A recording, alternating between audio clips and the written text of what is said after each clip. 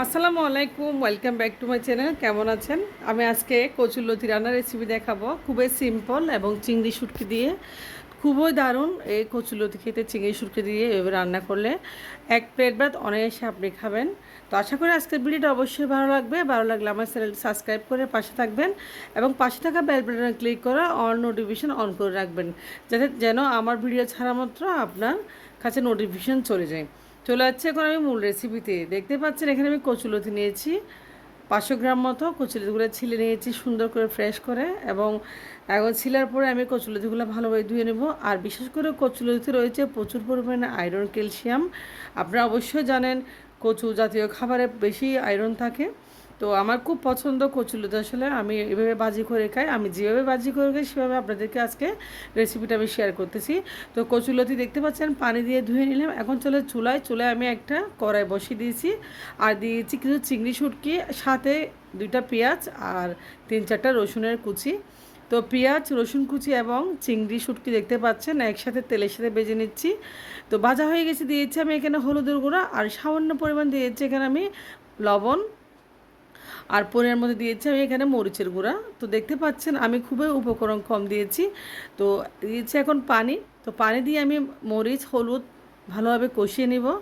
আর এভাবে কষিয়ে আমি কচুলতিটা রান্না করি প্রায় সময়। তো আমার খুবই পছন্দ কচুলতিতে অতিরিক্ত মশলা আসলে ভালো লাগে না। তো দেখতে পাচ্ছেন কষানো হয়ে গেছে চিংড়ি শুটকি আর পেঁয়াজ যে পরিমাণ দিয়েছিলাম সবগুলো উপকরণ এখন কষিয়ে আমি ভালোভাবে কচুলতিগুলো দিয়ে দিচ্ছি, দেখতে পাচ্ছেন। তো আমি এখন নেড়ে চেড়ে কচুলতিটা ভালোভাবে চারপাশে ছড়িয়ে ছিটিয়ে একটু যেন হলুদ মরিচ মশলার ভিতরে প্রবেশ করে সে পর্যায়ে একটু আমি নেড়ে চেড়ে দিব, দেখতে পাচ্ছেন। তো নেড়ে চেড়ে দিয়েছি। এই পর্যায়ে আমি দিয়েছি কয়েকটা লাল লাল কাঁচামরিচ, দেখতে পাচ্ছেন একদম। তো এরকম কাঁচামরিচ দিলে লাল লাল আসলে একটু ঝালও হবে। তো কম মশলা একদম কম উপকরণে কচুলতি ভালো লাগে। তো এই পর্যায়ে ঢাকনাটা দিয়ে দিলাম। তো ঢাকনা দিয়ে আমি এখন 10 মিনিট পরে আবার চলে আসবো ঢাকনাটা নিয়ে। তো 10 মিনিট পরে চলে আসলাম, দেখতে পাচ্ছেন কচুরলতিটা প্রায় সিদ্ধ হয়ে গেছে এবং প্রায় হয়ে গেছে। কচুরলতি হয়তো খুব টাইম বেশি লাগে না, একদম কম সময়ে কচুরলতি রান্না করা যায়। তো আমি এভাবে কচুরলতি রান্না করি প্রায় সময়। তো আপনারা আশা করি এভাবে কচুরলতি রান্না করবেন। তো এভাবে কচুরলতি রান্না করলে আসলে খেতে অসাধারণ দুর্দান্ত স্বাদের হয়। তো কচুলতি চিংড়ি শুটকি দিয়ে বেশি মজা চিংড়ি মাছের চেয়ে। তো দেখতে পাচ্ছেন লতিটা হয়ে গেছে, রান্নাও প্রায় শেষ। এখন আমি চুলা থেকে নামিয়ে নেব এবং চুলাটাও বন্ধ করে দেব।